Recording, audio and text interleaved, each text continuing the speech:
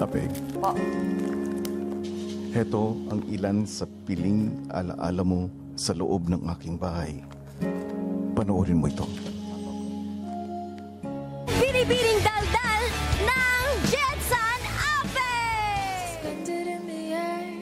Ape, sa simula pa lang ay nagpakita ka na ng kakaibang sigla sa loob ng aking bahay. Laging nagbibigay ng saya at ngiti sa iyong mga kasama. I love you, my love Adrienne. Gayunpaman, hindi maikukubli ang pangungulila sa iyong mga mata. Gusto ko rin po mangyari yun sa akin, kuya, na makita ko rin yung papa ko, kuya.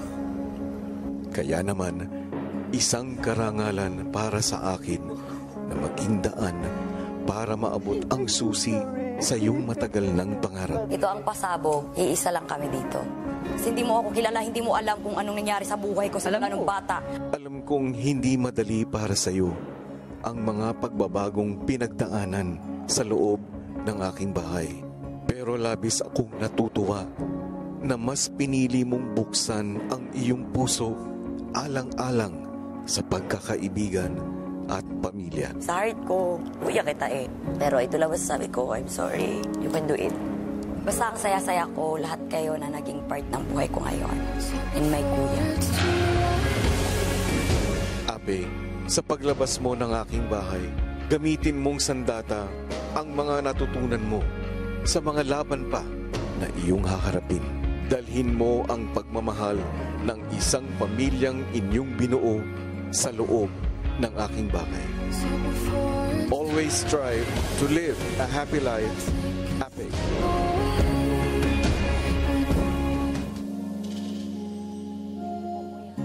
Sa iyong pagbabalik sa outside world, tandaan ang kahalagahan ng pamilya. Opo, kuya. Sila ang unang magmamalasakit at aalalay sa iyo sa pagtupad ng iyong mga pangarap. Opo, kuya. Huwag kang mag-alinlangan na sandalan at hingan sila ng tulong. At isa sa mga kapamilyang tinutukoy ko ay ako. Opo, kuya.